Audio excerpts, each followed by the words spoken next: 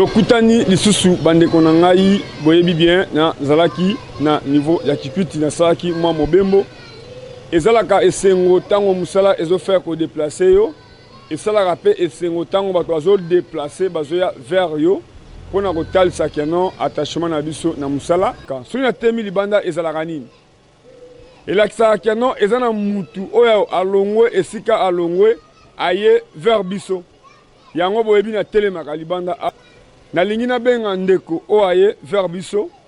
eloko nini ememie to aye kosala nini na yeba eloko nini ememie aye kosala nini auti wapi mwana mboka mbote ndeko journaliste na wiko yeba outi wapi outi na commune nini outi wapi pe eloko nini ememio oluka tokomi wapi bon na outi na commune monga fula eloko ememinga wa ezaka rendez-vous moko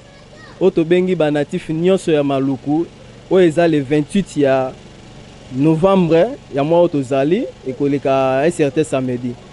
yango ne meminga na tokomi wapi TV papa na ngai ba chaîne eza ebele ba journaliste baza ebele eloko nini bokanisi kosalela ba congolais le 28 pe boponi maluku bozo sala nini na maluku po ba congolais balembi kolata ba polo koya koyoka ko filmer bango eloko nini bomemeli ba congolais to eloko nini olingi oya ko expliquer bato lelo o bakolanda o na itando ike bakolanda o na ba compte YouTube nini ekosalema na maluku le 28 toponi maluku pambate ba prestataire déjà basalaki recensement na banquette ba eko constater que taux ya avortement na sexualité précoce ezali vraiment élevé na commune ya maluku ou na ba commune o ezali un peu rural et puis ezo salema mingi na population baza démunie yango no moni toponi maluku to resoura na maluku te tozali na 24 communes pourquoi pas RDC Mobimba yango ne logo to kusani pona koloba ke le 28 to bengi ba natif nyonso ya maluku Asbel nous sommes les futurs en sigle NSF oye kambami na ndeko na biso Mélanie Kanyeba aza na Belgique abongiseli peuple congolais na mawa na ye na muke na ya lobik ete kosunga peuple congolais ezali ka kolata bango polo te kolata bango chemise te kepi te kopesa bango eloko kolia te po ekosila mais tobongisi ete mutu pe ayeba koluka tanga azumo eloko ayeba koluka mais koyeba koluka ngo ezala te na dérangement koto yo mwana azo déranger koto maladie koto boye na boye yango to ye po na lancement na ya liboso ezali moko ya ba projet na biso na kati ya Asbel na biso NSF to bongisi milulu minene ya le 28 o ezali éducation à la contraception to ye kolakisa ba mama kobota na bwanya to boyite tala mboka na biso ndenge ezali balobi pays oyo ezali contrôlé na taux d'accroissement ezali pays oyo eza développé mais soki pays wana to ya natalité oyo tobengi taux de naissance eleki ebele en tout cas ekomema pauvreté na kati ya ba famille na biso yo moko zo exemple oboti bana ebele ozoyeba kozwa charge na bango te nyonso wana mpona nini koyeba oyo babengi planification familiale te yango na omoni tobongisi milulu wana kolakisa bamama ndenge nini planification familiale ezalaka na mabota na biso et puis eza na bakado mosusu ekozala na kati ya éducation à la contraception wana. Merci mwana mboka émission eza na lingala nalingi osunga bamama na biso obaota biso na maluku na kikole na masimanimba na matete partout likanisi oyo association oyo Asbel oyo tokamama na mwasi koyoka yo pays oyo bato bazokufa lokola pays na biso ezate mwasi akobota mwasi azokufa na mboka na biso a cause ya kobota mama atikali mwana akufi nazana même kana kiseso babenga nga na telefone mama ke kobota moto abotisi ye akoisi mwana azwi problème na colonne mwana bébé olie munganga andima awangani esengelaki espère moko auta na mikili ya poto atali ndalobi keno mwana oyo azwaki problème na bassin Ils ont un dossier où ils ont posé problème na Kiseso. Oyo ba élu bazali mais ba yebi bangote mais ba préféré ko benga Epenge Fofana. Lelo honorable Eliezer asa le seul député oyo a kotisi proposition ya loi wana mais on a ba député oyo ba accompagner lelo comme on a likanisi ya ndeko na biso ya mwasi à partir à Belgique et on a ba ndeko ba kena mikili ya poto ba kenda ko koma ba français te ba kenda ko koma ba belge te mais on a bato ba kanisa mboka na bango Congo yango na lobaka toujours au cause la yaya Epenge Fofana aux en France aux en Belgique aux en Suisse mais yonde o se retrouver kuna menga za na Kinshasa kawana eza yebele yango na lingi penda na ki mwa ba terme français e bimi mingi o sunga ba mama o bakenda ko bota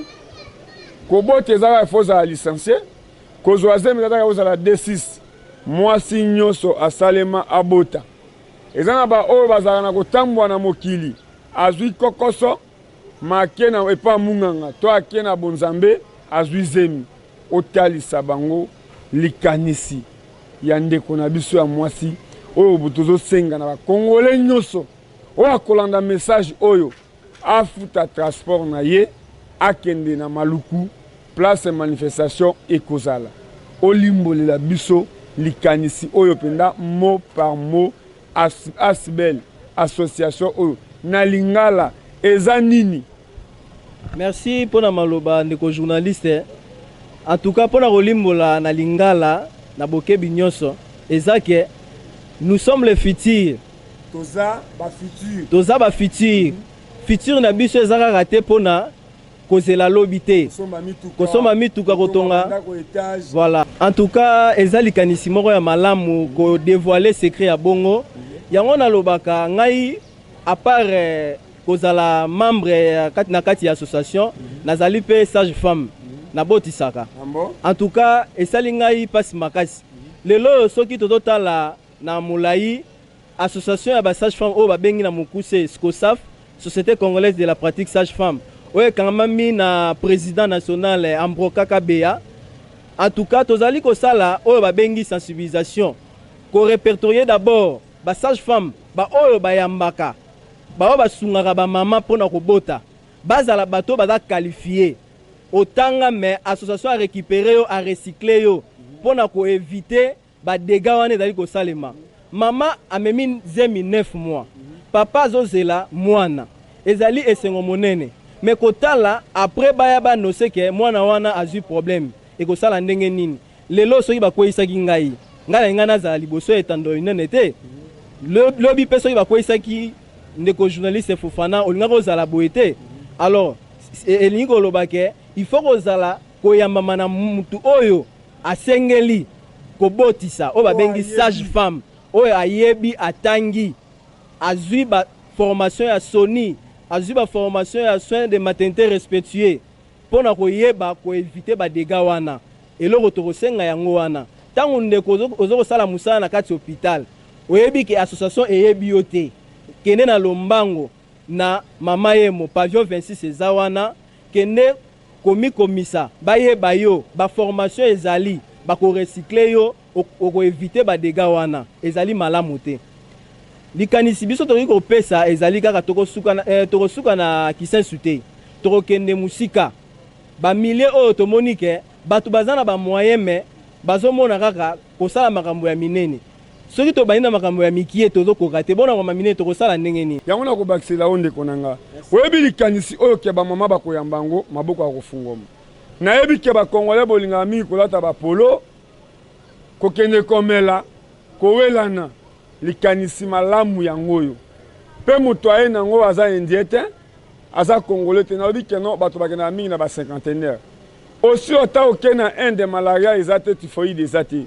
lolenge nini indien akotraite o typhoïde na malaria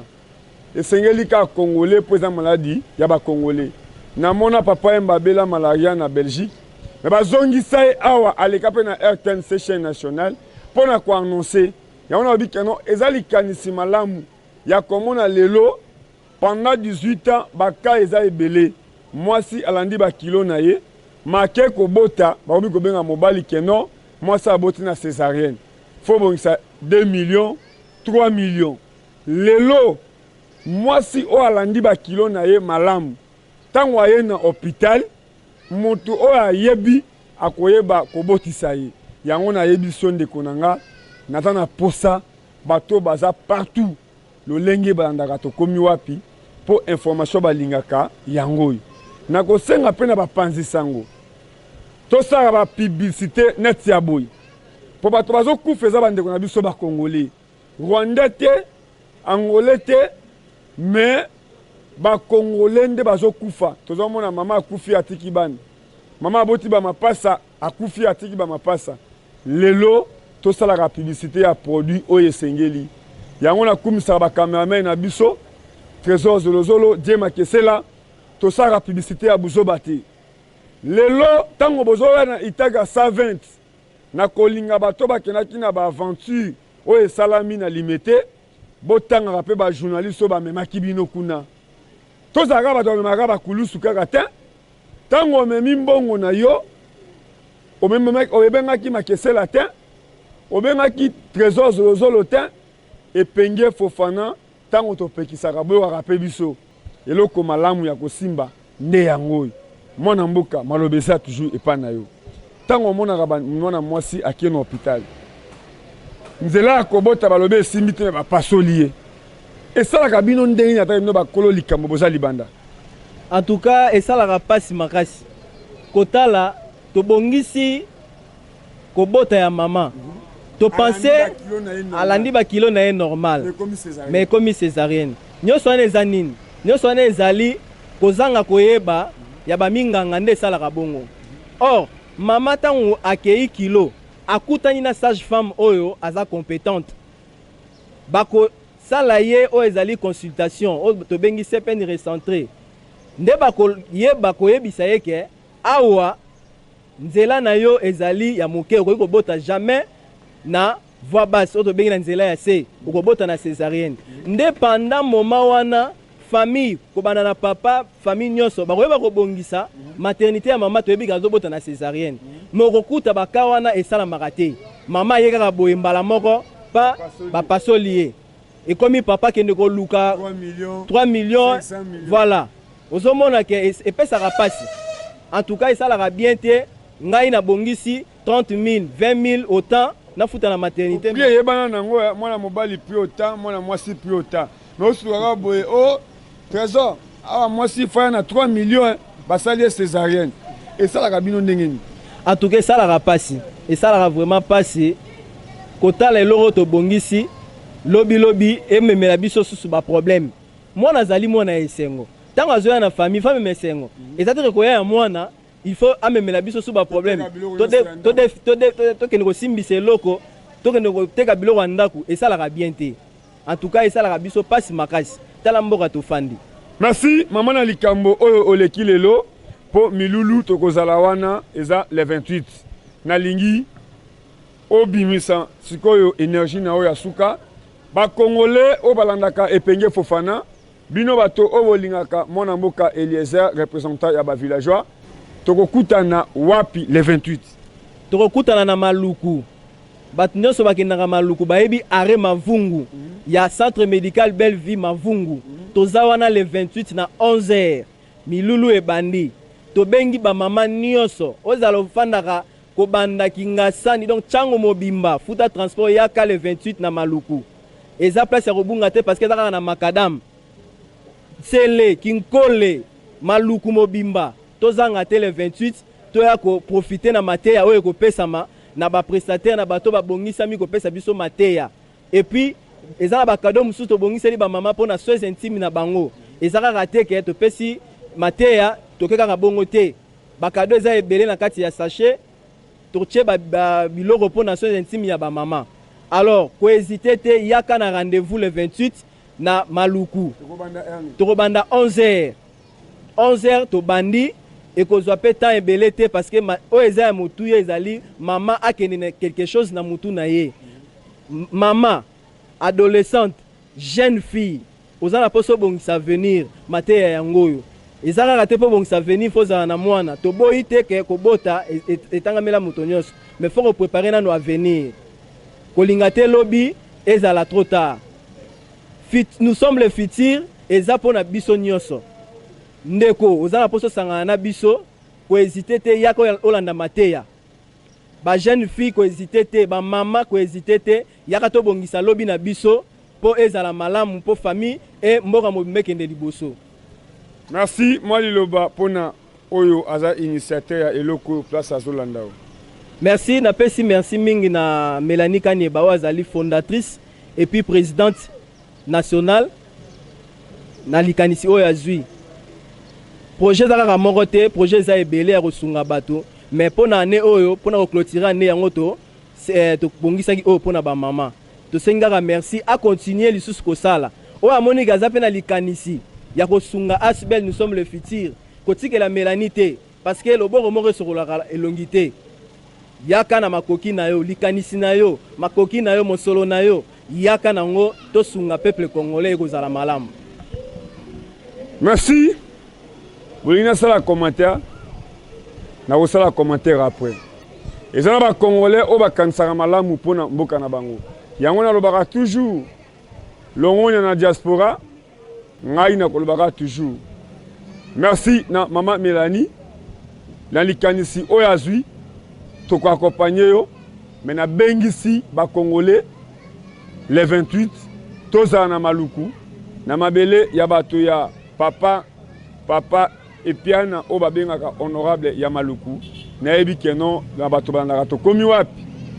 ngai na kozala mais est-ce que yo kozala ngai na kozala inshallah. Merci na mama Mélanie akansara malamu pona mboka na ye lokoza likanisi pona ba mama ezala mobali ezala mama akotika likambo te po moto nyonso azana posa abota mutu moko te asepelate ke mwasi akende kobota mwana akufa.